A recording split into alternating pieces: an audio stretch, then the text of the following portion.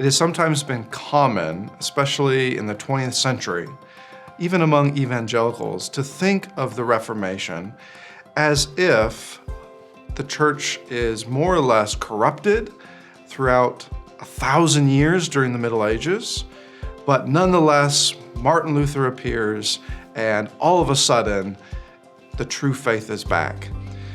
The problem with this popular caricature or even stereotype of the Reformation is, well, it's simply not accurate.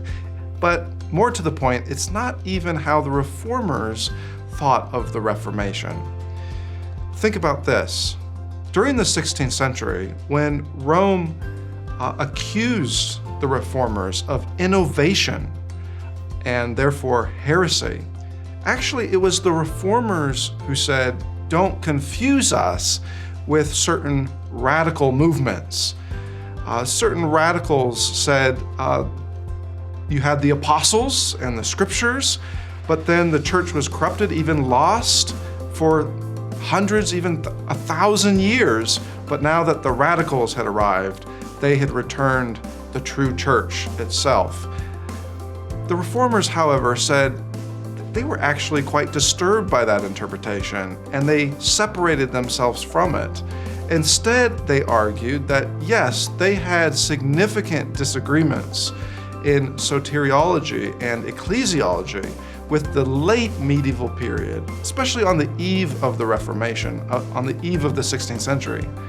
However, as they were accused of innovation and heresy, the Reformers went back to the sources. They started not only to read the scriptures, but they also read the church fathers. And they also were familiar, some more than others, but they were familiar with the Middle Ages, even the medieval scholastics of, say, the High Middle Ages.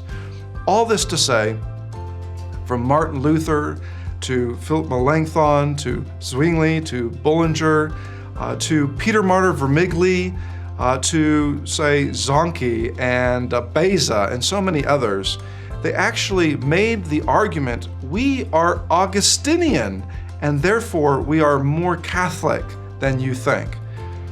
They also went further to say, yes, we have disagreements with Rome in terms of, say, justification or, say, the papacy, and so many other things that fall within those two categories, those two doctrinal domains.